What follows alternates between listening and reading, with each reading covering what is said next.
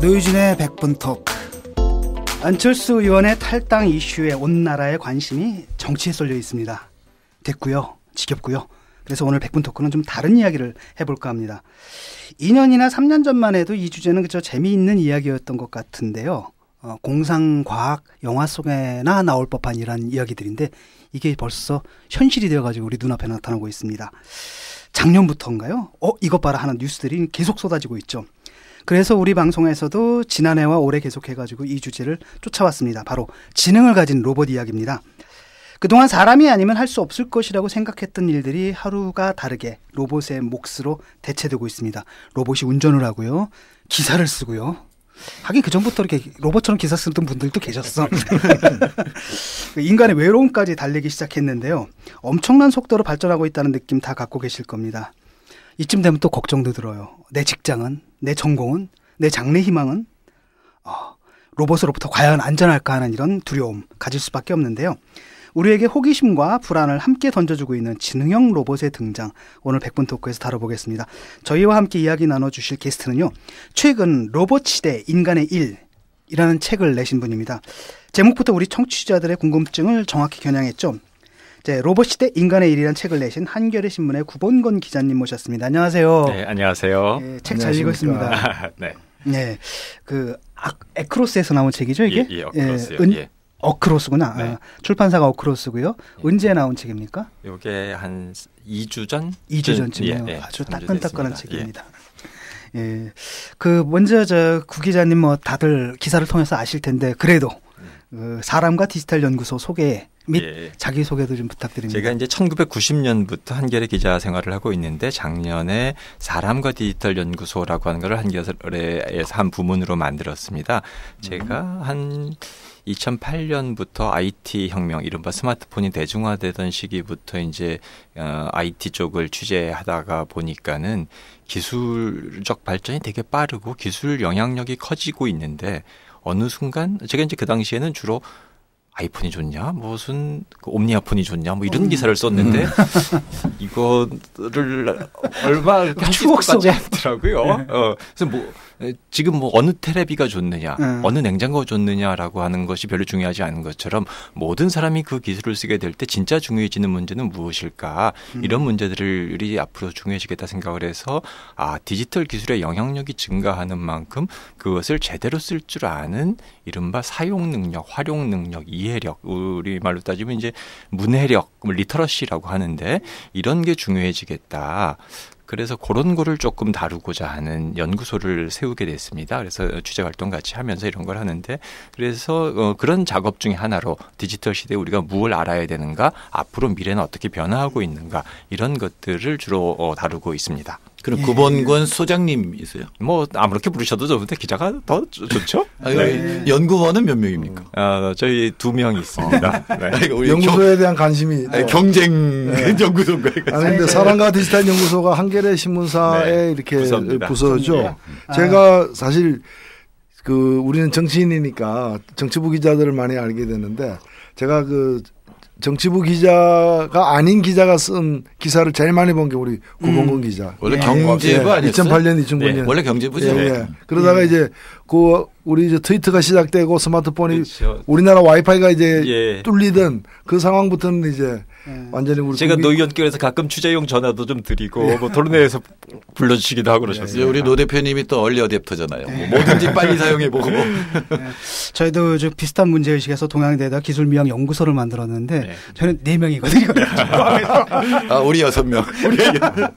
그래서 앞으로 좀 같이 행동 작업도 좀 로봇 시대는 사람이 적을수록 좀 더 선진적인 스마트한 겁니다. 스마트한 거. 이게 뭐야? 이거 왜 갑자기 원시 연구소를.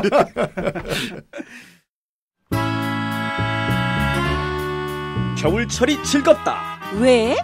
탐라 오렌지가 있기 때문. 한라산 비탈길에서 제주 앞바다의 물대포를 견뎌낸 최고의 맛을 자랑하는 서귀포 감귤. 그 맛에 중독된 분들의 전화가 벌써부터 쇄도하고 있네요. 탐라 오렌지가 있어 올겨울도 참 다행이야. 밭에서 딴 그대로 세척하지도 코팅하지도 않고 싱싱한 자연 그대로 보내드립니다. 인터넷에서 탐라 오렌지를 검색하거나 전화 010-2827-3917 010-2827-3917로 주문하세요. 제주도 3명의 총각 농사꾼들의 걸작품 탐라 오렌지 주문하세요. Right now. 본격 직장인 드라마 공생 대리운전 편. 불금에 야근하느라 수고했어.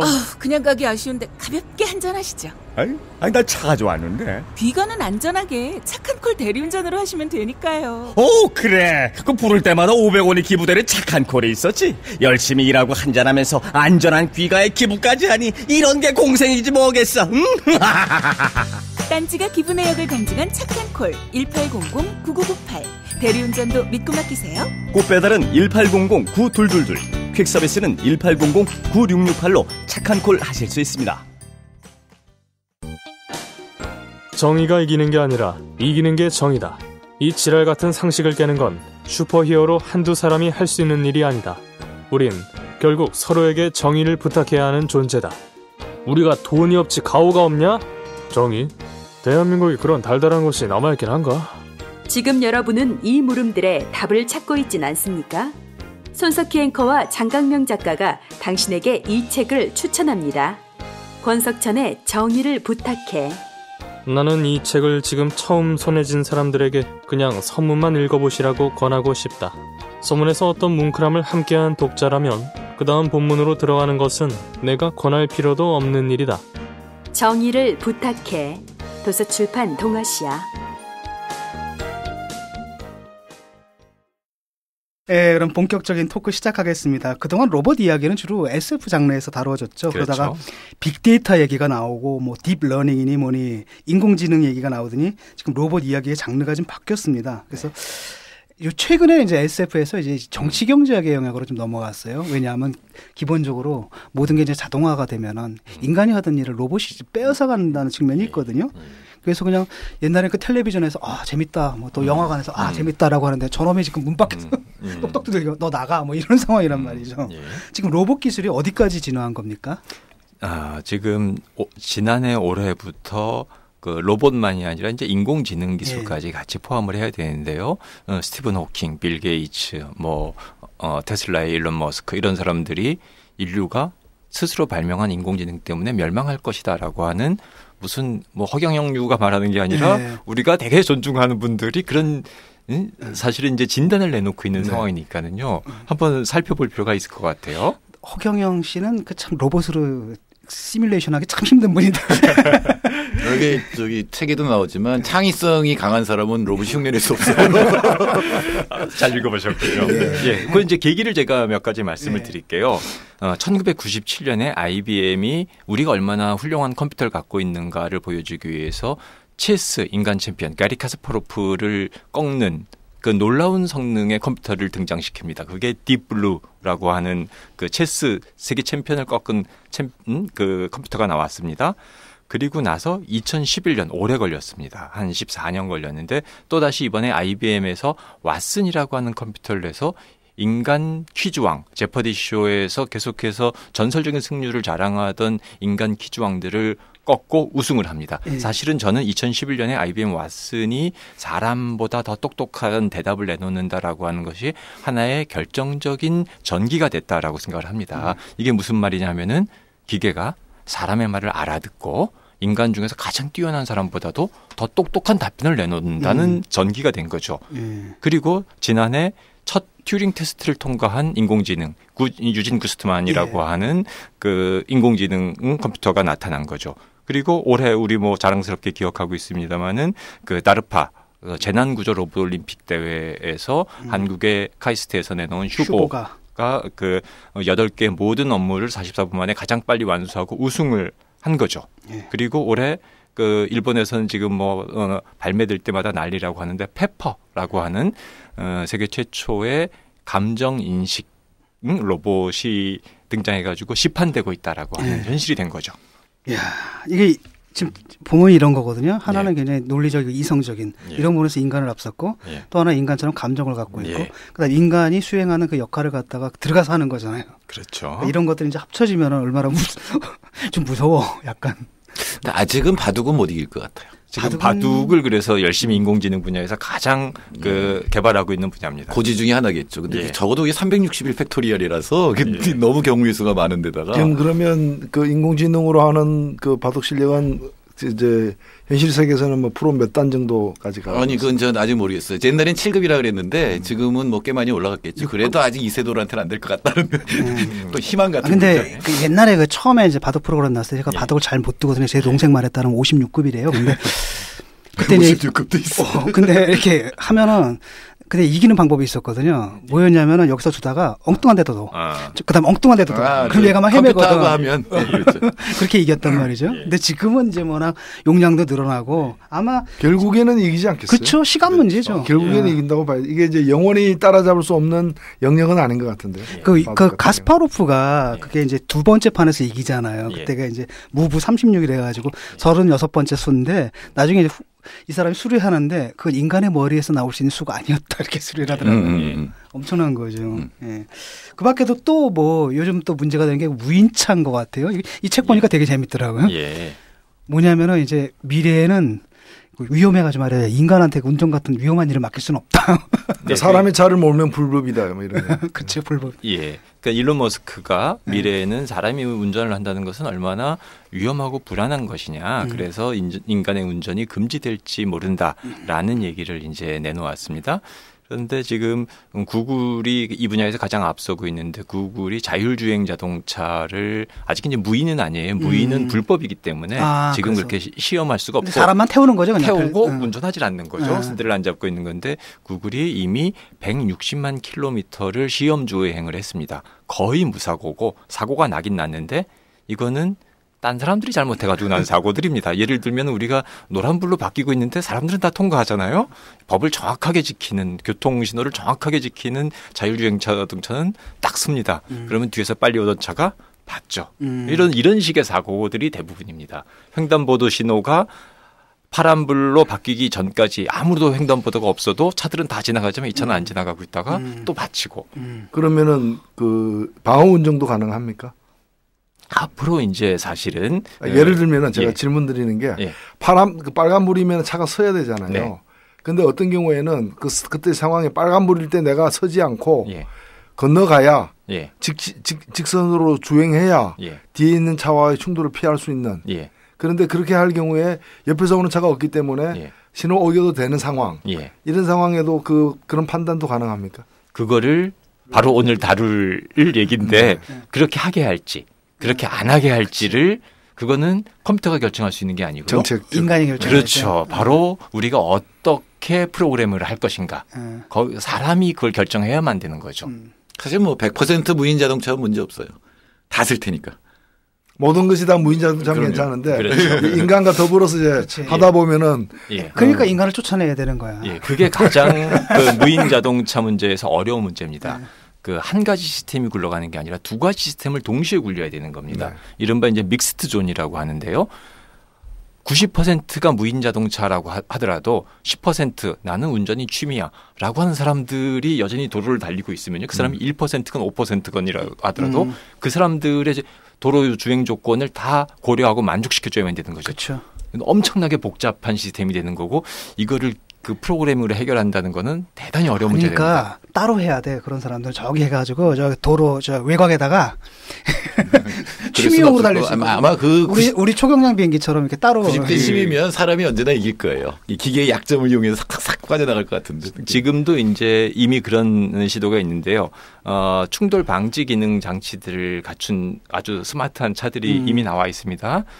그리고 볼보에서는 몇 해 전에 시티 세이프티라고 해가지고 어떤 기능이 있었냐면은 충분히 안전거리를 띄워놓는 그 기능을 탑재했어요. 이미 고속도로에서는 그게 속도 제한까지 강제하는 그런 것도 있죠. 그런데 그런 차들이 있는 앞으로 사람들이 어떻게 됩니까? 다 끼어들죠.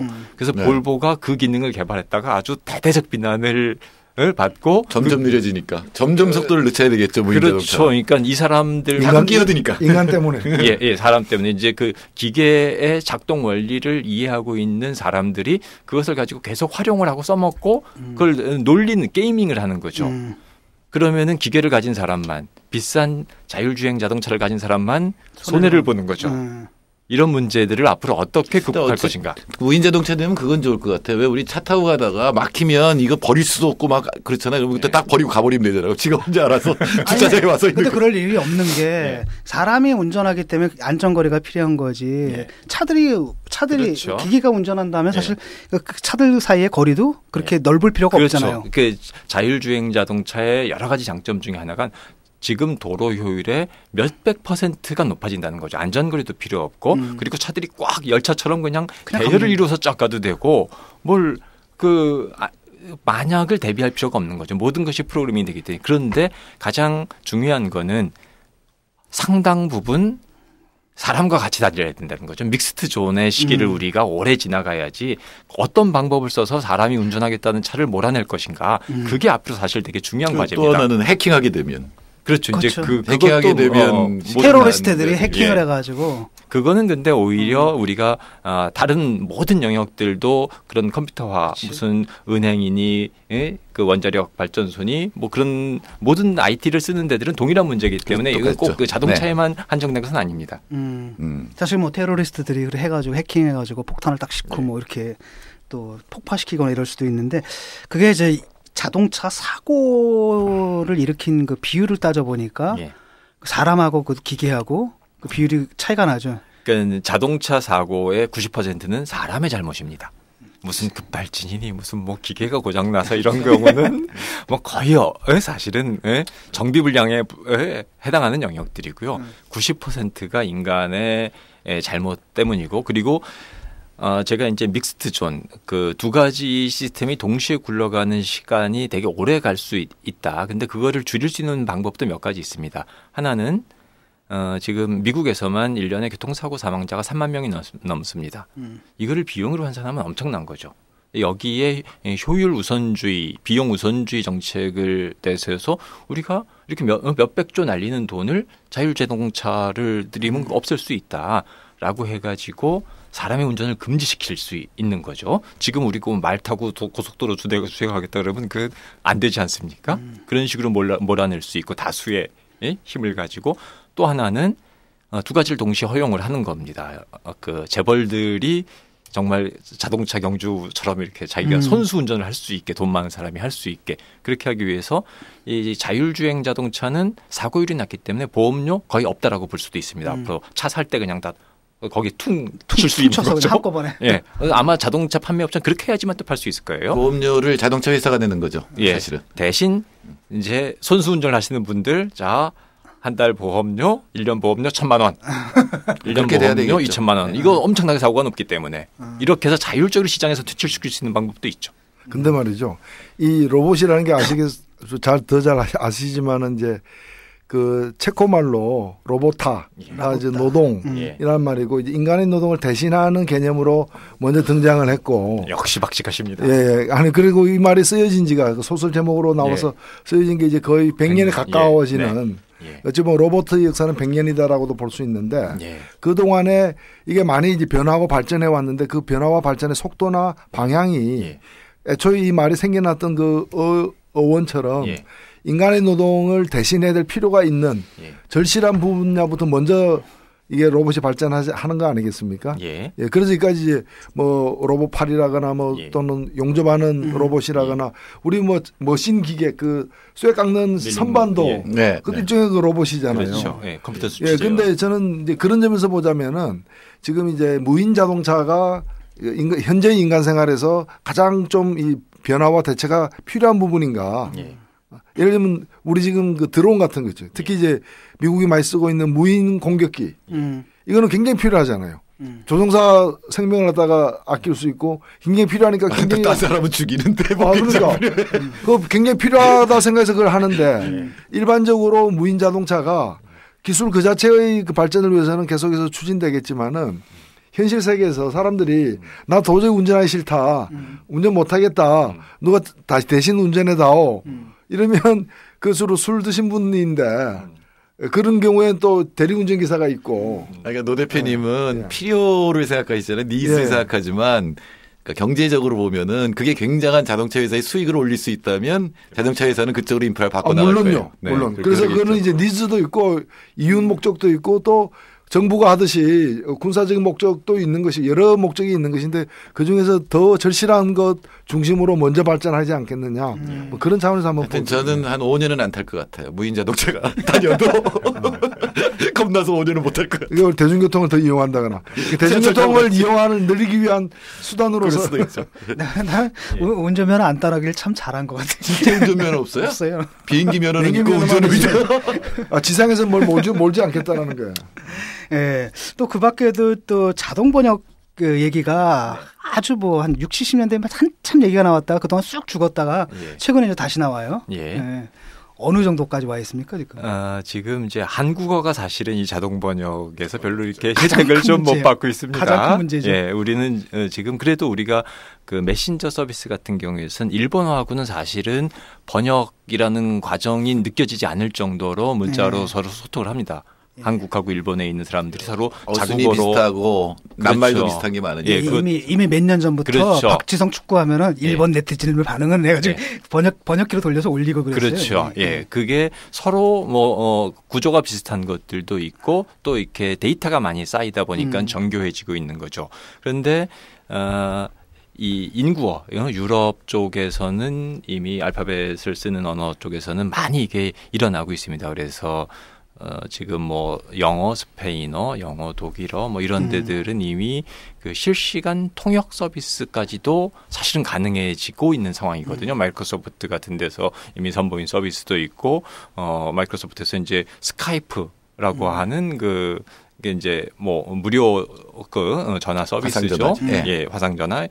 이걸 통해서 인수를 하면서 거기에 이제 그런 기능을 탑재를 하고 있는데 이게 어떤 의미가 있냐면 스카이프의 월 사용 시간이라고 하는 게 전 세계 몇억 명 사용자들의 엄청난 시간이 나오는 거거든요. 이런 것들이 다 데이터로 들어오는 거죠. 빅데이터로 해가지고 이 분석하고 그 자동 번역이 초기에는 이게 어떤 식으로 시작됐냐면 미국과 러시아가 서로의 군사 기밀이라든지 무슨 뭐 매뉴얼 같은 것들을 빨리 읽고자 암호 푸는 뭐 거기서부터 시작된 것도 있고요. 그래서 서로의 군사적 목적에서 시작을 했는데 그때는 그 사람처럼 구문을 가르쳤습니다. 신텍스 뭐 이런 거를 가르쳤는데 그걸로 하다가 성과를 못 보고 실패한 거예요. 그게 이제 노엄 촘스키 모델. 그러니까 언어라고 하는 게 고유한 구조를 갖고 있기 때문에 그 단어, 구문 뭐 이런 걸 가르쳐서 서로 매핑 시킨다라고 하는 게 이제 초기에 자동 번역, 그 기계 번역의 모델이었는데 마이크로소프트, 구글, IBM 이런 데서 어떤 시도를 하냐면 그 다음에 이 말은 사람들의 99.9%가 이 말로 바꿔서 쓰더라라고 하는 빅데이터 기반의 머신러닝을 적용을 합니다. 그렇게 알고리즘을 하면서 구문을 가르치지 않고 그냥 용례만 엄청나게 가르치게 되면은 완벽하게 번역들이 일어나기 시작을 하는 거죠. 어떻게 보면은 그 첫 번째 얘기는 우리가 문법을 성문 종합영어로 문법 배우는 거고. 그래서 영어를 못하는 거예요. 두 번째는 애들이 말 배우는 방식이죠. 그냥 들은 대로 느낀 대로 하는 거니까. 합리주의 모델이고 또 하나가 이제 경험주의 모델인 거죠. 근데 사실 언어 배우는 게 사실 경험주의 모델이지. 처음부터 애들이 문법 따질 필요 없진 않아요. 그 인과를 따질 필요 없이 그 풍부한 사용 예만 보면은 저 때는 저 말을 해야 되는구나라는 걸 자연스럽게 익히게 되는 거죠. 어쨌든 우리 책을 보면은 제가 뭐 지금도 마찬가지입니다만 미국에 가면 제일 골치 아픈 게 음식 주문이거든요. 뭔지도 모르겠는데 얘가 왜 여러 개를 또 물어봐요. 하나만 알게. 근데 요새는 이제 치면 바로 이게 번역이 돼서 나오니까 이게 무슨 요리인지 이 전체 중에 뭘 집어넣은 건지 이걸 알 수 있게 해준다는 거 보니까 그건 정말 유용할 것 같아요. 그게 이제 미국만이 아니라 프랑스를 가면 사실은 이건 정말로 요리를 알 수도 없고 무슨 그리스를 간다. 그림도 없고. 그러고 이제 러시아어 키릴 문자라고 하는데 키릴 문자 쓰는 식당에 간다. 이러면은 불가능하죠. 근데 사진을 찍으면 번역해 준다며요. 근데 저는 이 스마트폰을 쓰면서 요즘 제일 스트레스 받는 거는 이제 제가 이제 번역기를 쓰는 경우는 좀 적으니까 더 많은 경험하는 건 자동 완성 기능이 있잖아요. 자동 완성 이제 이 문자를 치다 보면은 일부만 치면 완성되는데 그렇죠. 그 예시된 것들이 너무 엉터리야. 그 예를 들면 제가 이게 일종의 로봇이잖아요. 자동 완성 기능 자체가 로봇 기능인데 제가 다른 사람이 그 치고 있을 때 옆에 제가 서 있었다.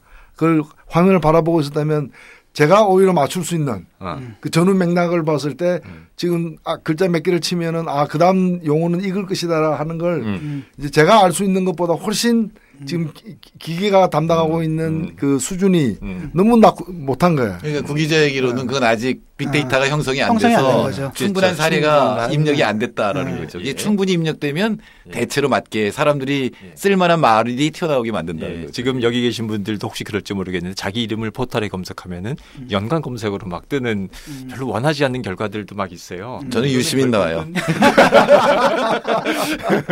결국은 사귀시는 거예요. 네, 다른 사람들이 그만큼 많이 그거를 찾았기 때문에 보여주는 거죠. 그러니까 이제 지금 말씀하신 자동 완성 기능도 마찬가지죠. 사람들이 조금 더 스마트하게 쓰고 다양한 용례를 쌓으면은 그러니까 아직은 이게 출시될 만한 수준이 아니지 않는가 저는. 그렇죠. 이거는 그 우리 노 대표님처럼 말 잘하는 사람들 걸 자꾸 입력시켜 줘야 돼요. 그래야지 논리적으로 이게 완성이. 이른바 이제 마코프 체인이라 그래가지고 이렇게 확률을 가장 많이 나오는. 인문학사 별거다 알아. 마코프 체인도. 제가 그래도 기술명 연구소의 소장입니다. 그런 거고. 그 재미있는 게 있더라고요. 이제 그 김대식 씨도 그런 얘기를 했었는데 그 무슨 패러독스라 그러죠. 그러니까 인간이 너무나 쉽게 하는 걸 기계는 어렵게 하고 인간이 어렵게 하는 걸 갖다가 한스 모라벡의 역설이라고 하는데요. 그 김대식 교수가 사실 재밌게 표현을 했는데요. 이게 컴퓨터 인공지능을 연구한 사람들이 주로 실험실에서 수학자들이었다. 수학자들이어서 수학자들한테 제일 어려운 게 뭐냐면은 조금 더 어려운 수학 문제. 남들이 못 푼 수학 문제, 내가 푸는데 오래 걸리는 수학 문제, 이것만 풀 줄 알면은 내가 할 줄 아는 나머지는 다 기계가 얼마나 잘하겠느냐라고 생각한 거죠. 그래서 수학 문제를 잘 풀면, 수식을 잘 풀면은 그 기계는 뭐 나머지 것들은 뭐 이 밥 가져와 커피 가져와 이런 건 얼마나 쉽게 하겠어. 저기까지 가 뭐 이런 것들. 그런데 사실은 별로 그렇지 않다라고 하는 거죠. 인간에게 쉬운 것이 기계에게 어렵고 인간에게 어려운 것이 기계에게는 무척 쉽다. 예를 들면은 아기가 걸음마를 한다. 혹은 자기 아는 사람과 뭐 커뮤니케이션하고 눈을 맞춘다. 인간으로서는 아주 유년기 때부터 가능한 가장 초보적인 기능이고 사람이 체스를 둔다. 수학 문제를 푼다. 이거는 무슨 대학 교육을 받아도 어려운 문제가 되는 건데 수학자들은 지가 어려운 거를 기계도 어려워할 것이다라고 생각을 한 거고 이 뭐 그런 식으로 판단해서 체스를 이기는 로봇이면 최고의 로봇이라고 생각을 했다는 거예요. 그런데 그 한스 모라벡의 역설이라고 하는 게 인간을 예를 들면 이제 우리가 리버스 엔지니어링 역설계라고 하는데요. 뭘 이제 뜯어가지고 새로 맞추는데 사람이 기계한테 리버스 엔지니어링 역설계하기 가장 쉬운 게 그런 수학으로 된 거 뭐 이런 거고 이 거꾸로 재구성하기 가장 어려운 게 걸음마하고 균형 잡고 자연스럽게 소통하는 아기가 할 수 있는 능력이다.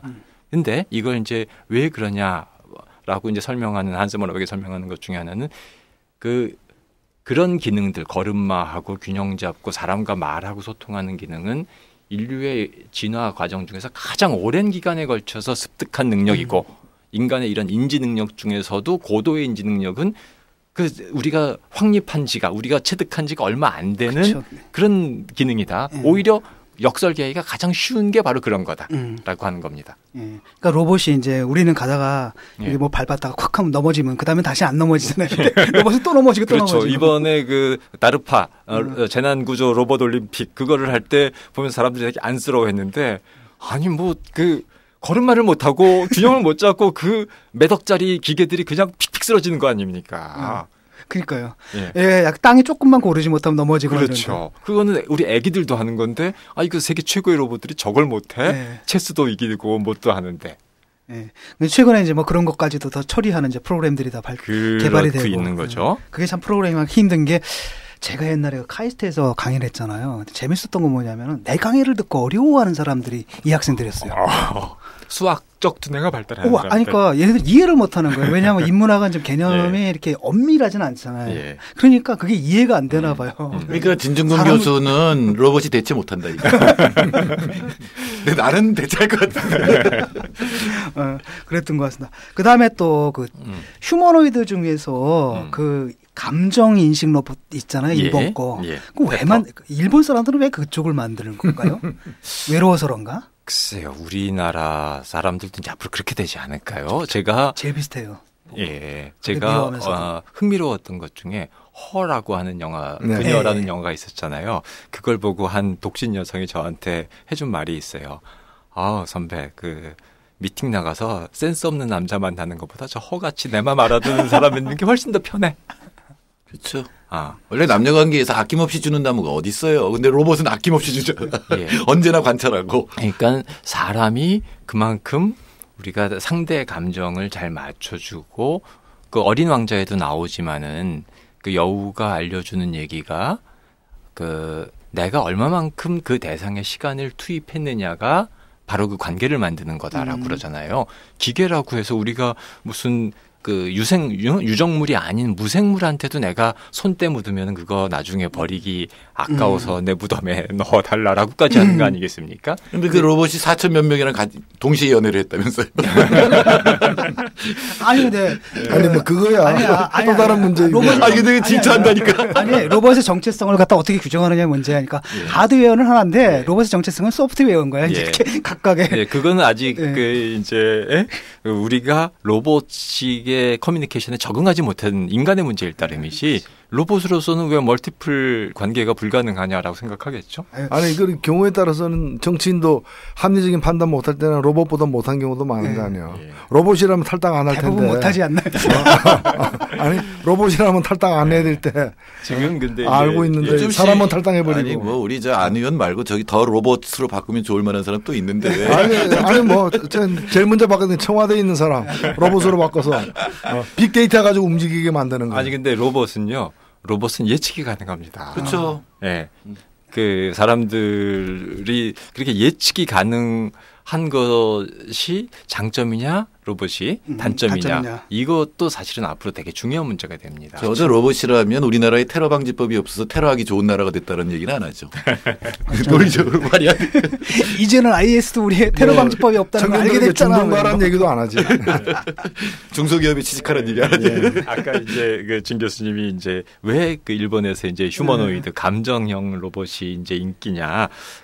올해 초 이런 일이 있었는데 이제 일본에서 여러 해 전에 발매된 아이보라고 하는 애완용 로봇이 있었어요. 근데 걔들은 이제 소니가 이게 돈이 안 되니까 사업을 철수를 해서 더 이상 서비스가 안 돼서 결국 이제 발매된 지 10몇 년 만에 로봇 수명이 다합니다. 그러니까 이 로봇을 정말로 장례를 치러주고 엄청나게 슬퍼하는 감정이입 현상이 일어나는 거죠. 그러니까 결국은 사람이 짝사랑을 하게 된다니까. 그럼 일본이 혼자서 밥도 혼자서 먹고 심지어는 도시락 가지고 화장실에 들어가서 혼자서 밥 먹는 걸 안 들키려고 화장실에서 밥 먹는 그런 풍조까지 있을 정도로 그래서 감정 있는 로봇을 요구하는 수요로서 요구하는 측면도 강해지는 거죠. 영국 할머니들이 고양이랑 노는 거랑 뭐 큰 차이 없죠. 그렇죠. 이제 그게 로봇이라고 하는 것이 나를 귀찮게 하지 않고 나의 어떤 소통 수요나 나의 무슨 그런 외로움을 달래줄 수요 같은 것들을 사람은 그렇게 잘 감정을 다치지 않고 끝까지 해줄 수 있는 사람 사실 없는 거죠. 그래서 앞으로 고령화 사회에서 이 로봇의 역할이 더욱더 주목받고 있는 거고요. 그리고 이런 감정형 로봇, 감정 인식 로봇이 주목받고 있는 거는요. 과거에는 로봇이 사람의 감정을 알기가 그렇게 쉽지 않았습니다. 근데 지금은 여기 진 교수님 비롯하여 엄청나게 많은 사람들이 우리 자기의 감정이 어떤지 트위터, 페이스북에 그대로 고백하고 있습니다. 이 사람의 감정을 측정한다는 것이 옛날엔 불가능했지만 지금은 아주 정밀하게 되며 이 사람이 30분 뒤쯤엔 폭발 모드로 바뀔 것 같다라는 것까지도 아마 가능할 거예요, 예측이. 그러면은 로봇에게 그런 것들을 입력해주고 로봇에게 알고리즘을 짜준다라고 하면은 나를 무척 편안하고 즐겁게 나의 친구가 되어줄 수 있는 로봇이 나올 수 있는 거죠. 확실히 나는 로봇 시대는 안 어울릴 것 같아. 아까 무인 자동차도 한 5년은 안 탈 것 같고 이건 좀 끔찍해 보이는데 나를 항상 위로해주는 로봇 저 끔찍해. 아니 저 옛날에 20년 전쯤에 김영미 시인이라고 있어요. 이분이 쓴 서른 잔치는 끝났다. 최영미 죄송합니다. 이 로봇이라면 절대 하지 않을 수 있어요. 그분 시에 보면 나오다 컴퓨터로 씹하고 싶다 이런 얘기가 나오거든요. 굉장히 그때 파격적이었는데 거의 나쁜 놈들이 많았어요. 최영미 시인 부근에. 맞아. 인간에 대한 실망 때문에 그게 이제 컴퓨터로 온 거. 근데 무인 자동차를 안 탄다 하지만 사실은 알게 모르게 우리 생활에 많이 로봇화가 돼 있는 거잖아요. 저 스마트폰 안 씁니다. 우리 근데 아까 근데 우리 진 교수도 투지폰 쓰더라고요. 대부분의 사람은 쓰잖아요. 그리고 지금 보니까 우리가 얼마 전에 저도 재밌게 본 영화가 마션이라는 그 화성 체류기를 다룬 영화인데 지금 보니까 미국 나사에서 앞으로 그 화성에 보낼 우주선에 태울 휴머노이드형 그 로봇. 그래가지고 키가 188에 몸무게 125kg인데 인공지능까지 달고 이번에 가는 모양이더라고요. 그러니까 현 과학기술로서 할 수 있는 이제 최고의 걸 만들어 보낸다 그러는데 그러면 영화도 달라질 거 아니에요. 만약에 이제 그렇죠. 그런 사고가 나더라도 옆에 이제 로봇이 하나 있다 그러면 엄청나게 스토리 전개가 달라졌을 것 같은데 그러니까 우리 생활에 여러 이러저러한 필요나 또는 뭐 이윤 창출 등의 이유로다가 이것이 점점 이렇게 담당하는 역할이 커져가고 있는 건 부인할 수 없는 막을 수 없는 추세인 거죠. 그렇죠. 그거 관련해서 재미난 통계가 있는데요. 이제 보스턴 그 컨설팅 그룹이라고 세계적인 컨설팅 업체가 있는데요. 한국이 그 가장 빨리 로봇을 채택하는 나라라고 이제 지속적으로 보고서를 내고 있습니다. 올해도 냈고 9월에도 고령화? 특별히 이제 산업형 로봇에 있어서 한국은 앞으로 10년 동안 33%의 인건비를 로봇을 활용해서 줄일 것이다. 이것은 세계 평균보다 2배 이상. 그 25개국 그 OECD보다는 2배 그리고 전체보다는 한 4배 정도의 빠른 속도라고 하는 겁니다. 그러니까는 한국이 로봇 채택에서 가장 적극적인 나라라고 하는 겁니다. 근데 그게 좋은 얘기예요, 나쁜 얘기예요?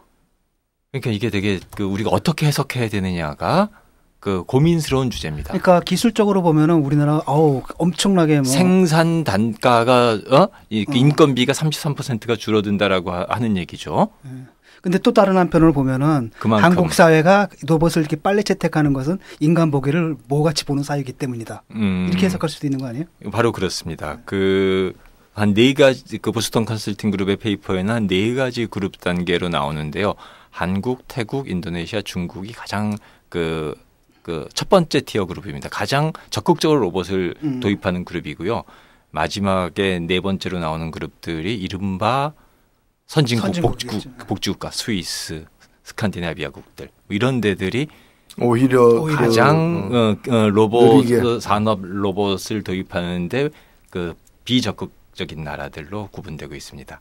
그러니까 이게 테크놀로지의 발전이라는 것하고 그 나라가 얼마나 선진적이냐.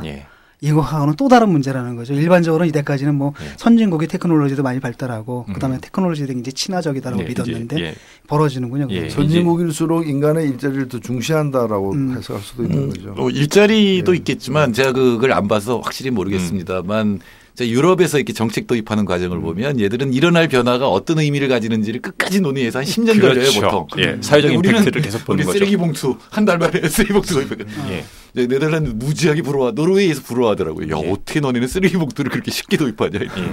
근데 그런 게 로봇까지 가면 그럴 수도 있는 거죠. 그렇죠. 그 우리나라가 빨리빨리 문화라고 하는 것인데 로봇 채택에 있어서도 세계 최고의 속도를 보이고 있는 거예요. 자, 이것은 또 어떻게 말하냐면은 기술에 대해서 이렇게 저항이 적은 사회와 국가라고 하는 건 지구상에서 사실 별로 없다시피 한 겁니다. 그러니까는 생각보다 빨리 우리나라에서 로봇이 엄청난 속도로 채택될 수 있다라고 하는 걸 전 내포하는 것 같아요. 한국 로봇은 그 다른 나라 로봇에 비해서 연간 근로 시간도 길 거고 산재율도 높을 거니까 로봇 로봇 사용 연한도 짧아지겠는데. 그 로봇 제일 빨리 도입하시는 분이 우리 노 대표세요. 바로 저기 비서실의 모든 사람들한테 스마트폰 나눠주고. 그거야 이제 인간의 활동을 도와주는 거니까. 우리나라 좀 그런 측면도 있는 것 같아요. 워낙 우리가 이제 근대화에 뒤져가지고 식민지가 됐던 뼈아픈 경험 때문인지 전 세계에서 가장 미래주의적인 것 같아요. 그렇죠. 테크놀로지가 오면은 독일 사람들만 해도 약간 자탄하는 게 뭐냐면 도이체 테크니파인틀리히카이트 그래가지고 독일 사람들의 기술적 대성 이런 얘기 하거든요. 그래서 몇십 년 전에 물건 쓰는 거 자랑스러워하고 이러는데 한국은 확 가는 것 같아요. 우리나라처럼 온 국민이 얼리 어댑터인 나라는 세상에서 참 보기 드물죠. 실제로 그 전기 전자 제품은 한국이 테스트 베드란 말 많이 합니다. 그래서 중국에서 성공하려면 일단 서울에서 성공하면 중국에서 성공한다. 그래서 한국을 테스트 베드로 삼자 이런 게 있죠. 근데 이 책 제목이 로봇이 대 인간의 일이거든요. 오케이 좋은데 인간의 일이 문제예요. 이제 그렇게 되면. 이게 뭐 마냥 환영할 만한 일은 아니잖아요. 지금. 조금 전에 그 앞으로 10년 안에 우리가 인건비 33%를 로봇에 의해서 줄일 수 있는 세계 최고의 로봇 채택 국가가 된다라고 말씀드렸는데 그 얘기는 그만큼 우리의 사람의 일자리가 사실은 줄어든다는 의미가 되는 거겠죠.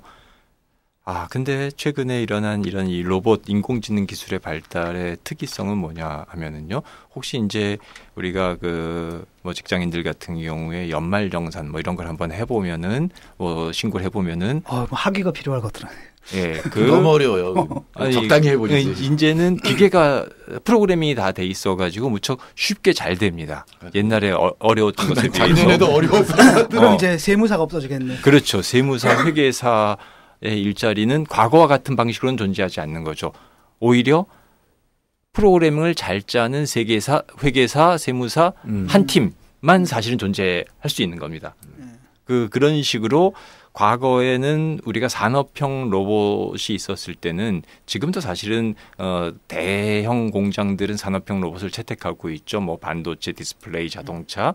근데 이거는 뭐 몇백억, 몇천억 대의 투자가 있어야지만 가능한 적이었었고, 그리고 그 범용 로봇이 아직 나오진 않았어요. 범용 로봇이라는 건 옛날에도 우리가 컴퓨터 역사를 보면 컴퓨터가 전자계산소에 있었고, 뭐 통계청에 있었고, 뭐 군대에 있고 했었지만 그것이 다 정해진 업무만 수행을 했죠. 한 가지 기능만. 그러다가 이것이 폭발적인 성장을 하게 된 게 소프트웨어만 바꿔 끼면 뭐든지 다 알 수 있네라고 하는 그 튜링 머신의 그렇죠. 특성이죠. 예, 그 보편 튜링 머신, 유니버설 튜링 머신. 그 이제 그렇게 만들어지는 범용, 다양한 용도로 쓸 수 있게 되면서부터 폭발적인 성장이 일어나는 것인데 지금 로봇이 그 단계에 들어오고 있습니다. 과거의 로봇은 특정한 로봇팔. 용접 조립만 로봇, 하거나 뭐 이거 나사만 조이고 뭐 이런 거였는데 지금 이제 리싱크 로보틱스라고 하는 세계적인 로봇 전문 회사가 만든 데서 맥스터라고 하는 로봇은요 프로그래밍 없이 사람이 그 로봇을 잡고 이렇게 몇 번 조작을 해주면은 배워서 이제 그거를 하나의 모듈로 만들어서 하는 겁니다. 그러니까는 얘는 다양한 데를 가지고 다양한 용도로 만들 수 있어요. 이 과거의 산업형 로봇은 공정 자체를 로봇이 작동할 수 있게 설계를 해야 되기 때문에 몇백억 몇천억이 들어가는데 이제는 백스터에게 뭘 가르쳐서 몇 가지 기능만을 실시할 수 있는 건데 이건 뭐 몇천만 원 안 합니다. 이렇게 지금 범용 로봇 다양한 용도로 쓸 수 있는 로봇이 드디어 등장했다라고 하는 것이 하나의 중요한 계기고요. 그 유니버설 튜링 머신이 육체의 옷을 입고 이제 걸어다니는 것. 그렇죠. 그리고 또 하나는 아까 이제 IBM의 왓슨이 사람의 말을 알아듣고 사람보다 뛰어난 답을 내놓는다라고 했는데 이것은 그동안 지적인 업무는 사실은 로봇이 하기 어려웠을 거라고 생각을 했는데 이제 지적인 업무들, 판단이 필요한 이런 사고가 필요한 업무들도 로봇이 가장 뛰어난 사람보다도 더 좋은 답을 내놓는다라고 하는 것을 확인된 거죠. 전화 상담 같은 거. 그렇죠. 그래서 지금 가장 먼저 없어질 직업이 텔레마케터입니다. 이미 우리가 이제 자동응답 시스템을 경험을 하고 있습니다만은 이거는 뭐 좋은 답변만 몇 개 이렇게 우리가 계속해서 피드백을 주면은 금방 만들어낼 수 있는 거죠. 이미 그 언어 인식 같은 것들은 로봇이 다 하고 있고요. 그래서 지금 로봇 기술이 사람의 일자리를 위협하는 거는 두 가지. 범용 로봇의 등장 그리고 이런 지적인 판단마저 대행하고 있다. 사람들이 우리가 이제 과거의 산업을 얘기할 때 2차 산업 공장이나 제조업에서 서비스 산업으로 갈 거다. 그리고 로봇이 사람처럼 서비스하기는 어려울 거다라고 생각을 했는데 서비스 산업의 요체는 사람의 요구사항을 알아들었고 그걸 원하는 대로 해주는 겁니다. 로봇이 이걸 아주 잘합니다. 그래서 일본에서 나온 지금 페퍼라고 하는 로봇은 카페에 주문받는 기계로 이미 배치되기 시작을 했습니다. 그래서 서비스업 중에 상당수도 이미 로봇에 의해서 대체될 수 있다라고 하는 게 지금은 가까이 왔습니다. 예, 이런 질문을 할 수 있을 것 같아요. 아니 로봇이 그 참 귀찮고 짜증나는 일이잖아요. 뭐 세계 회계 감사 그다음 그 상담해주고 이러는 거 이걸 기계가 딱 대신해준단 말이죠. 그럼 인간은 편해져야 되잖아요. 그 시간에 노동이 세방돼가지고 인생을 즐겨야 되는데 실제로 그렇게 안 나타나고 있단 말이죠. 근데 크게 보면 그게 나타나는 거 아니에요? 크게 보면요? 예. 그게 보면은 그 예를 들면은 이제 용접 같은 경우에도 보면 지금 용접工출신이십니다. 네. 저 자동 용접이 있거든요. 그러니까 모든 용접을 다 기계가 할 수는 없지만 과거에 이제 단순한 용접 같은 거는 기계가 대체하고 있고 특히나 이제 그 밀폐된 공간에서 그 화학가스 같은 걸 갖다가 이제 그게 노출되기 쉬운 생명이 위협당하는 그런 상태에서의 용접이나 수중에서 용접이나 이런 것들이 로봇이 대체하는 그런 경우들이 늘어나면서 인간이 보다도 안전해지는 면도 있고. 근데 문제는 뭐냐면 일자리를 잃어버리잖아요. 한편으로는 일자리가 일어난 것처럼 보이지만은 다른 한편으로는 이로 인해서 생기는 더 강화되는 생산력, 생산력이 만들어내는 그 결과가 또 인간에게 들어오는 거 아니에요. 근데 그게 뭔지 모르겠다는 거죠. 그것이 또 인간 생활을 한편으로는 인간 생활이 더 그 손해 보는 면도 있지만 그로 인해서 생기는 이익도 있기 때문에 그런데 그게 사회 전체적으로 문제는 이익이 독점되면 물론 그렇죠. 그러면 경제도 사실은 돌아가지 못하. 그렇죠. 그게 이제 물론 이제 그 분배 과정이 그러니까 이게 어떻게 됐냐에 따라서 달라지는 문제이기 때문에 로봇 사회주의를 해야 돼. 그렇죠. 그러니까 방법은 두 가지인데 하나는 로봇이 특정인에게 사유되어 있기 때문에 벌어지는 현상 아니에요. 그러니까 로봇은 국가 자본으로 한다. 두 가지가 있죠. 구글이나 이런 데서 돈을 버는데 이제 세금을 때려서 그걸 갖고 기본소득을 주든가 이제 소득을 보조해 주든가 아니면 지금 말씀하신 것처럼 아예 그 로봇을 우리 모두의 소유로 해버리면 로봇이 벌어들이는 이익은 자동적으로 이제 배당이 되는 거죠. 그렇게 되겠죠. 저는 그런 생각을 해요. 그러니까 우리 두 가지를 봐야 될 게 그 로봇이 그 인간의 노동을 대체하는 면도 있지만은 인간이 못하는 일을 해내는 면도 있거든요. 특히 지금 의료 산업에 도입되는 로봇들은 보면은 과거에 인간의 힘으로 했던 그 기술을 갖다가 더 정교하게 그렇죠. 정밀하게 미세 시술을 할 수 있는 이제 그런 영역의 확장이라는 면도 있기 때문에 같이 봐야죠. 그렇죠.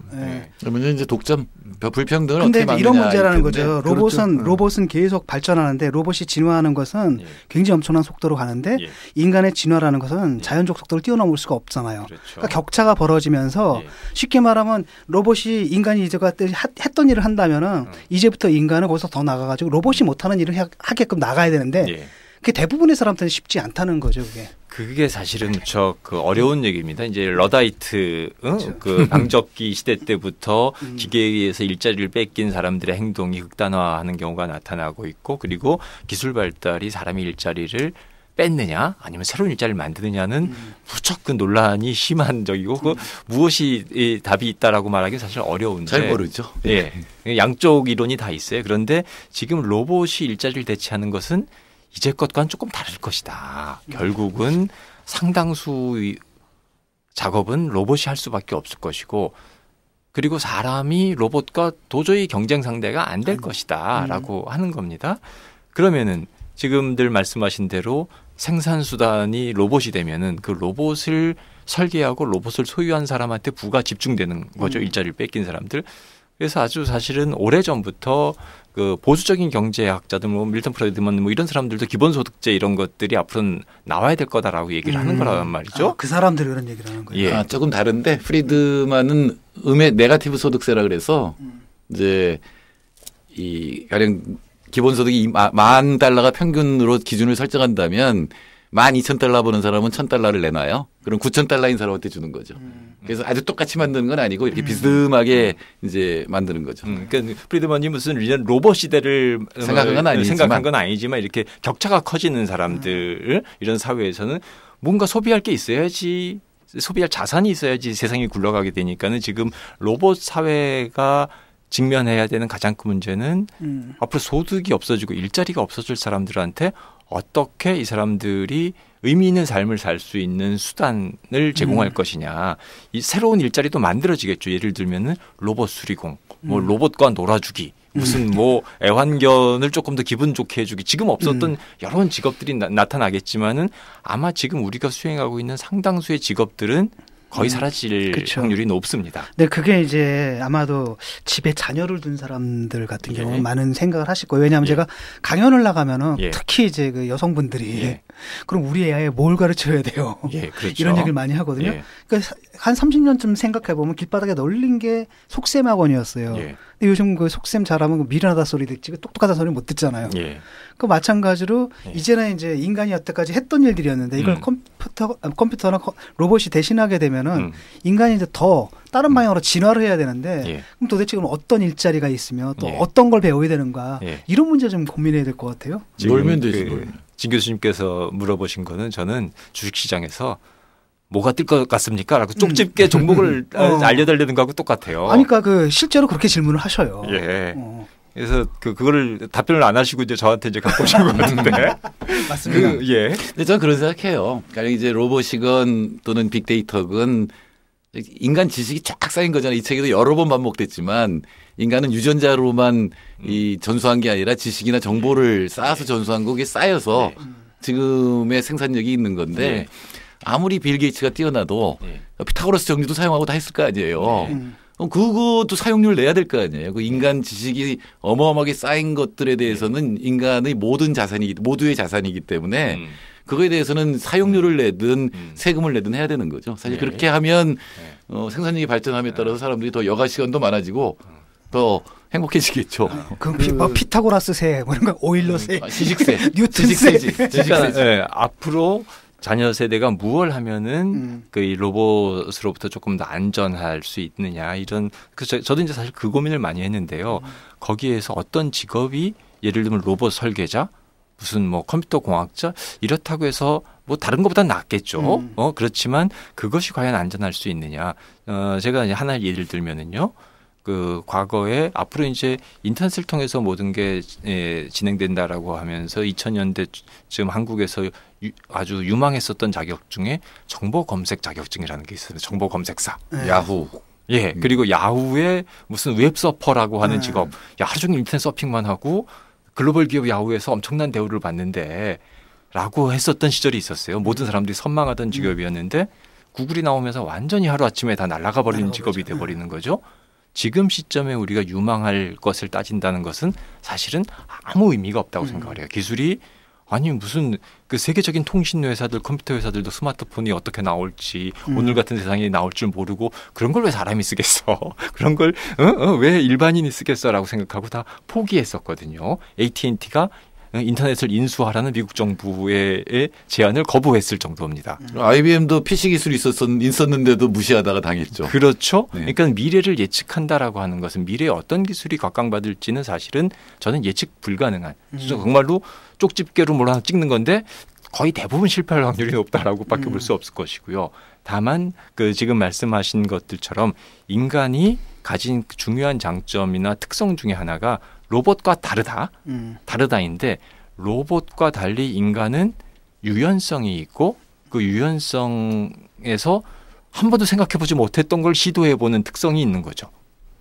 그것을 약간 발달시키면은 앞으로 끊임없이 변화할 세상에서 뭔가 아무도 생각해보지 않았던 솔루션을 찾아내려고 답을 찾으려고 노력할 것이다. 그렇게 생각합니다. 우리가 아까 제가 말씀드린 로봇이란 말이 처음 탄생하게 됐던 그 100여 년 전, 96년인가 전에 그 소설, 그 RUR이라는 소설인데 그게 이제 그때 그 소설에 로봇이란 말이 처음 등장했다 그러는데 카를 차페크의 그 소설 내용이 그 인간이 로봇을 만들었는데 나중에 이제 로봇에 의해서 인간이 지배당하는 이제 그래서 로봇은 탄생할 때부터 인간의 경계의 대상이었던 건 사실이에요. 근데 이게 이런 거는 주로 보면 이제 인공지능화된 로봇이 이제 인간을 오히려 지배하고 인간은 오히려 불완전한 로봇처럼 이렇게 되는 상황인데 그런 상황 이외에 그 인간이 그 로봇이 발전하면서 인간을 대체하는 부분 있잖아요. 저는 그 부분은 대체할수록 인간이 하던 일이 이제 로봇에 의해서 대신 행해지면서 수평적으로 로봇에게 뺏기기만 하는 것이 아니라 더 나은 어떤 새로운 그전에 못하던 더 창의적인 창조적인 그런 활동으로 인간이 나아갈 수 있는 바탕이 되는 것이고 또 로봇 시대 인간의 일은 뭔가 하면 로봇 시대 인간관계 인간과 로봇의 관계도 있지만은 공이 다 뭐 투지 쓰는 분도 계시지만 그래도 로봇 시대에 살게 되면은 저만 하더라도 스마트폰 갖고 있으면 어떤 생각을 간혹 하는가 하면은요. 제가 이 스마트폰 하나로도 데이터 검색하고 이렇게 막 정보를 갖다가 서핑하고 하는 과정에서 내가 옛날에 웬만한 큰 나라 왕국의 왕 정도 되는 지금 이 자산을 갖고 있는 거예요. 그 왕 정도 되면은 뭐 천하의 학자도 있을 것이고 뭐 여러 경험을 가진 수많은 사람들을 거느리면서 이것도 물어보고 저것도 물어보고 이것도 해결하고 저것도 해결해 왔던.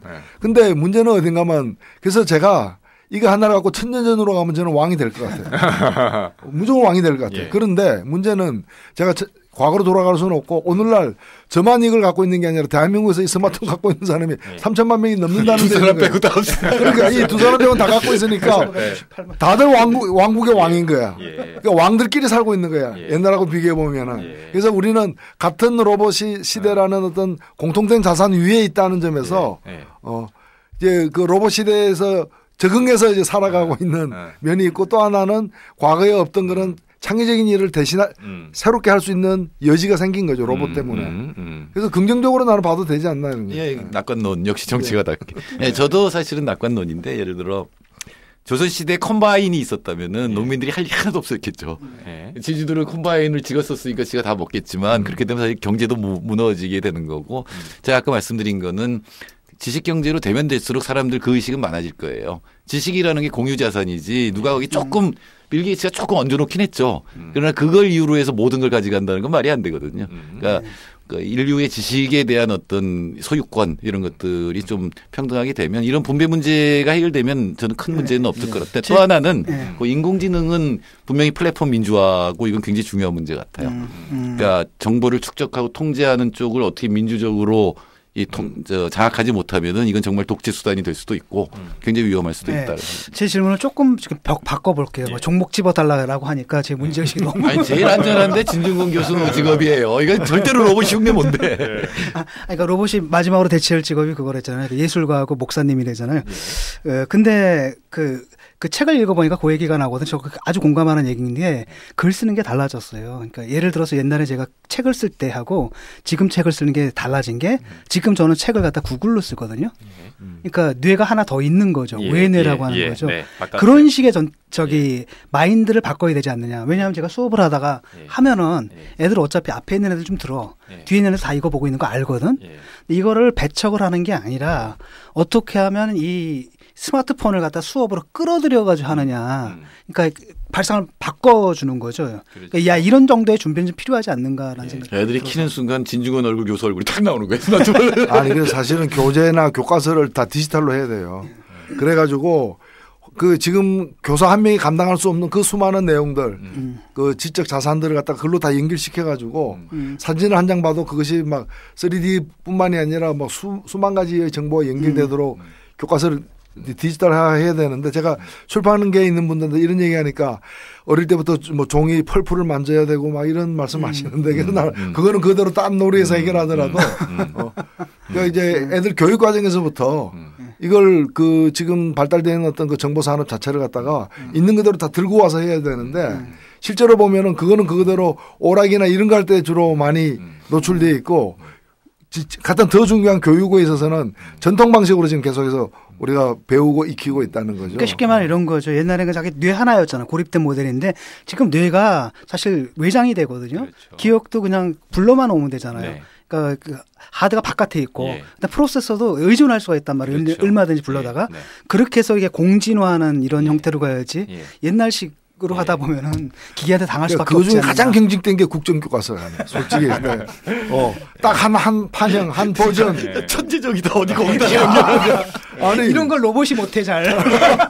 수많은 걸 연결해가지고 새로운 다 같은 교과서를 배우면서도 다 다르게 해석돼야 되는데 이걸 갖다가 국정해가지고 인수해가지고 딱 한 부 제시하는. 그 지금 진 교수님 말씀하신 건 이제 외내 우리가 사실 이제 내 머리가 나빠졌나 봐. 이제 뭐 어머님 전화번호도 옛날 애인 전화번호도 내 전화번호도 못 외워요. 뭐 이렇게 얘기를 하는데 나는 주소도 몰라. 내 집 주소도 그거 몰라요. 알 필요가 없어요. 우리가 다 의존하고 있는데 왜 암호로 된 숫자를 기억합니까? 그냥 어머니와 옛 애인의 얼굴만 떠오르면 됩니다. 그 얼굴이 떠오르면 그거 눌러주면 바로 전화가 걸리는데 뭐 걱정할 필요가 없어요. 바로 외내 우리가 외내 시대에 이렇게 잘 적응을 하고 있는 거예요. 그래서 과거에 무슨 외국의 선진국에서는 무슨 전자계산기를 주고 수학 시간에 문제를 풀라라고 그랬다라고 우리가 흉봤던 적이 있습니다. 저 바보들. 근데 우리도 지금 그렇게 해야 되죠. 그렇게 하지 않으면은 바보가 되는 겁니다. 우리가 이렇게 기술은 그걸 활용을 해야지 기술을 채택하기를 거부해서는 사실은 별로 답이 없습니다. 저는 노 대표님 말씀하신 옛날로 따지면 내가 왕이야라고 하는 인식이 되게 앞서가신 아주 그 적확한 인식이라고 저는 생각을 합니다. 그 옛날에는 왕만 그런 자리를 정보를 지닐 수 있었지만 지금은 누구나 다 가지고 있는데 지금 그 노 대표님 말씀하실 때 아니 뭐 3천만 명이 다 갖고 있다라고 하는데 접근은 가능하지만 그거를 왕처럼 혹은 군대의 총사령관처럼 그걸 활용해서 국가 경영 전략을 세우고 군사 전략을 현명하게 세울 줄 아는 사람 그런 능력은 되게 소수만 갖고 있을 것이고 그런 능력은 앞으로 점점 더 중요해질 것이라고 생각합니다. 예를 들면은 그 군대 총사령관이나 왕 같은 사람이 부닥치는 문제는 엄청나게 많은 정보가 오지만 그거를 어떻게 조직화해내고 어떻게 선별할 것이고 밑에서 아무도 답변해주지 않은 문제들만 사실 올라오는 거잖아요. 거기에서 결정을 해줘야만 되는 건데 이 결정은 로봇이 못합니다. 누구도 못하고 결국은 우리가 정보 접근권은 많아졌지만 어쩌면 결정할 일은 점점 더 중요한 일들을 안고 산다는 말이죠. 예, 오늘 저희 얘기를 따라오신 청취자들의 한결같은 공감대는 아마도 사람의 노동 그리고 인간의 노동의 영역이 지금까지 진행될 것보다 훨씬 더 빠르게 줄어들 것이다라는 즐거운 예감인가요? 불길한 예감인가요? 이게 지금 축복이냐 재앙이냐의 문제예요. 아까 싱귤레러티 말씀하셨지 않습니까? 기계가 인간을 능가하는 데 대한 불안감도 좀 있는 것 같고요. 또 다른 한편으로는 그런 주제도 있는 것 같아요. 정말 기계가 인간이 하는 모든 일들 그렇잖아요. 기계적 동작부터 생각, 판단, 대화, 감정 표현까지 다 한다면은 그것 하나의 인격으로 봐야 되느냐. 그렇다면은 예를 들어 가지고 그 로봇 개가 있잖아. 근데 내가 열받아가지고 이씨 쳤어. 그래서 망가졌어. 라고 했을 때 나는 동물보호법으로 처벌 받아야 되느냐. 이런 문제. 예. 어떻습니까? 로봇 학대죄죠. 로봇 학대죄? 이미 지금 그런 게 인터넷에 화제가 된 적이 있죠. 그 보스턴 다이내믹스라고 하는 그 로봇 회사에서 로봇의 안정성을 테스트하기 위해서 발길질을 한번 해봅니다. 예, 그러니까 애가 다시 그냥 제자리에 찼더라고요. 그렇죠. 근데 그것의 상당수가 막 경악하고 분노하고 그랬어요. 기계한테 이렇게 테스트를 한번 한 건데 이제 그거는 이걸 처벌할 것인가 말 것인가는 그거는 사실 우리가 결정하면 되는 거죠. 얘를 이게 재물 손상이 가능하고 사람들 기분 나쁘게 하니까 처벌하자. 아니면은 가다가 돌멩이 발로 찬 거하고 뭔 관계야? 뭔 차이야라고 해서 그냥 무시할지. 이게 다 결국은 우리가 결정해야 되는 문제가 아닌가 저는 생각합니다. 그리고 이런 것도 있을 수 있어요. 그게 더 가면은 이제 사이보그 그 개념인데 우리 지금도 보면 인공 심장 박동기라거나 또는 인공 투숙기라거나 또는 이제 몸이 훼손된 그렇죠. 대체하는 의수, 이제 인공 관절이라거나 네. 의수, 의족 이렇게 되는데 그러면 이걸 몇 %까지를 이제 그 기계로 보고 이게 예를 들면 몇 % 대체된 것까지를 인간으로 보느냐 이런 거 있잖아요. 그렇죠. 그런 게 왜냐하면 지금 말씀하신 것처럼 그게 사람에게 적용되는 것과 또는 이제 로봇에 적용되는 게 똑같지 않게 적용된다면은 몇 %까지를 로봇으로 보느냐. FTA에서 원산지 기준 구봉건 기자님께 딱 한번 질문을 해드릴게요. 로봇이 있어요. 좀 전에 말한 인간이 하는 모든 기능들을 다 해요. 그것도 인격입니까 아닙니까? 어떻게 보세요? 저는 글쎄 인격은 아니라고 생각을 합니다. 왜요? 왜? 인간의 생명의 특성은 뭔가 그 로봇과 달리 우리는 로봇은 저는 인간이 설계한 거라고 생각을 합니다. 기본. 근데 우리는 설계한 것은 아니다. 우리는 이렇게 생로병사를 타고나는 생과 사를 기본 부여받는 존재이기 때문에 로봇처럼 우리가 인공적으로 그 설계해서 만든 것과는 다르기 때문에 아무리 사람을 흉내낸다고 할지라도 그것은 결국 흉내내는 것처럼 사람처럼 보이지만 우리가 프로그래밍한 것일 따름이다. 라고 저는 생각을 합니다. 시뮬레이션한 것에 불과하다. 진 교수는 어떻게 생각하세요? 저도 결론은 좀 비슷한데. 중학교 때 신일중학교를 나왔는데 성경 시간이 있었어요. 근데 이 목사님이 항상 하시는 말씀이 이거였어요. 이 시계도 만든 수리공이 만든 사람이 있는데 우리 인간을 만든 사람이 없겠냐고. 조물주가 이제 똑같은 거죠. 그 데카르트가 했던 얘기거든요. 그러니까 로봇하고 사람하고 똑같은 거죠. 똑같은데 데카르트는 뭐라 하냐면은 동물은 하나님이 만드신 기계이기 때문에 인간이 만든 기계보다 조금 더 정교할 뿐이다. 이런 얘기를 하고 그랬어요. 하나님 입장에서 우리 기계 맞죠, 뭐. 그리고 또 하나는 과연 그 로봇에게 의식이 있다고 해야 되는가 말아야 되는가. 예, 그것에 대해서는 사실은 아직 논할 단계는 사실 아닌 것 같은데 지금 인공 신경망 연구 이런 걸 통해 가지고 인간의 의식, 인간의 뇌 구조의 뉴런을 이렇게 다 일단 그 게놈 지도 그리듯이 그 지도 그리는 작업부터 지금 하고 있어요. 뭐 커넥텀 프로젝트라고 해가지고 뇌에서 일어나는 모든 활동들을 매핑을 하겠다. 그래서 이제 그 다음에 그러면은 시뮬레이션이 나중에 가능할 거고 사람이 어떤 뇌 신경망은 회로에 따라서 어떤 감정을 느끼는다를 알게 되면 그 다음에 그거를 느끼게 할 수 있죠. 사람하고 똑같이. 그러면 이제 그 시절에 그 뇌에 대해서 로봇에 대해서 물어봐야 될 것 같아요. 이게 정말로 사람이 느끼는 것과 같은 것인지 아닌지. 거기다가 우린 기계 그러면 쇠가 생각나는데 그게 아니라 단백질이면 그래서 자기 복제하게 만들면. 그러니까 결국에 DNA가 있느냐 없느냐와 그 DNA가 이제 복제가 됐을 때 어떻게 되느냐. 이게 재생산이 되느냐 그러니까 이런 문제죠. 사실 뭐 생명체의 정의 속에 탄수화물이라는 이런 게 포함될 필요가 있느냐. 똑같다면 그냥 실리콘 바탕으로도 얼마든지 가능한 게 아니냐. 예, 지금 그래서 실리콘 뇌로 재구성을 하는 거를 지금 하고 있죠. 이야. 인간이 기계가 되고 기계가 인간이 될 거라는 예상을 이제 미래학자 레이 커즈와일이라는 사람이 제출을 했는데, 이야 참. 근데 제가 생각하기엔 거기까지 가기 전에 망할 것 같아요. 기후 온난화도 잘 해결 못 하고 있는데 그때 뭐 로봇이 할 일은 많아지겠다. 기후 온난화 되면. 몇 년 전에 아직 꽤 오래됐구나. 한 10몇 년 전에 이제 아내 집에 갔다가 처음에 갔다가 이렇게 보니까 옛날에 우리 아내가 어렸을 때 쓰던 물건들이 있잖아요. 뒤다 보니까 그 아톰 우주소년 아톰 만화가 있는 거예요. 읽어보고 놀랬다니까. 무슨 얘기가 나오냐면은. 로봇에게도 인간하고 똑같은 권리를 달라 뭐 이런 얘기가 나와요. 그래, 아톰이 그렇지. 그래서 놀래가지고 와. 근데 정말 그렇게 되지 않을까 생각. 그 계열 만화에는 그것도 있잖아요. 뭐 인공지능이 이미 다 지배하고 있잖아 사람들 다. 사람들은 원시 상태로 돌아갔고. 그러니까 이제 지금 이제 기계가 인간처럼 학습을 시작했다라고 하는 게 사실은 지금 최근 일어나는 변화 중에 하나입니다. 그 전까지는 기계는 사람이 입력한 대로만 움직였었는데 최근의 인공지능은 무슨 그 딥마인드라고 하는 구글이 인수한 회사에서 올해 초에 DQN이라고 하는 인공지능을 발표했는데 얘는 게임을 한 번도 해보지 않았는데 몇 번 해보더니 스스로 익혀가지고 아주 그 인간 게이머보다 훨씬 더 뛰어난 능력을 발휘하는 겁니다. 이거는 로봇 기술 사상 또 하나의 도약인데요. 가르치지 않은 거를 학습했다. 그럼 우리가 이제 설계하지 않아도 지가 이렇게 패턴을 보고 가장 현명한 방법을 찾아내는 그런 로봇이 등장한다. 진화가 가능한. 그렇죠. 그게 바로 인간보다 뛰어난 인공지능이 출현할 것이다라고 하는 거를 지금 런던은 이제 닉 보스트롬이라고 하는 학자 그리고 무슨 스티븐 호킹이나 세계 석학들이 지금 두려워하는 게 사실은 바로 이런 거거든요. 스스로 학습을 해서 인간보다 뛰어난 능력의 지능을 갖춘 존재가 출현할 수밖에 없다. 왜냐하면은 무어의 법칙이라고 하는 게 그런 건데 18개월마다 2배로 늘어나잖아요.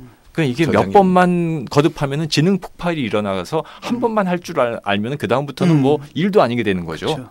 그 다음부터 사람처럼 뭐 하루에 7, 8시간만 깨 있는 게 아니라 24시간 깨어 있고 계속 하드웨어는 발달하고요. 참 그게 사실 어떻게 보면 의식이다라는 것도 솔직히 말하면 아주 자연과학적 관점에서 보면 그냥 회로잖아요. 복잡한 회로인데 그게 뭐 단백질 탄수화물 바탕이냐 아니면 실리콘 바탕이냐 그건 상관없이 얼마든지 대체 가능하잖아요. 그래서 회로가 똑같다고 한다면 두 가지 설이 좀 있습니다. 이게 어쨌든 재구성할 수 있는 회로이다라고 하는 것까지는 동의를 합니다. 스티븐 핑커 같은 사람도 이제 이거 뭐 인간의 고매한 뭐 초월적인 어떤 정신이 이 뇌의 신경망 속에 있는 것이 아니라 이것도 얼마든지 물리적으로 재구성할 수 있는 그런 환경에 불과하다. 그런가 하면은 아무리 우리가 그거를 게놈 프로젝트처럼 지도를 그려낸다라고 할지라도 그것을 분석할 수 있을 따름이지 그게 사람하고 똑같이 작동할 수 있느냐는 또 별개의 문제다라고 하는 시각이 있어서 이거를 우리가 반드시 재구성할 수 있다라고만은 볼 수 없습니다.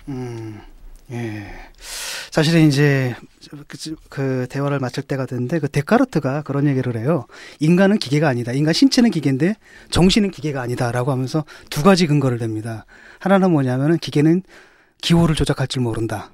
두 번째, 기계는 보편적으로 행동할 능력이 없다. 근데 재밌게도 그 앨런 튜링이 그걸 만든 거잖아요. 기호를 조작하면서도 유니버설 튜링 머신을 만들었고 그러다 보니까 결국엔 사실 데카르트가 정한 그 구별점이라는 게 무너진 거거든요.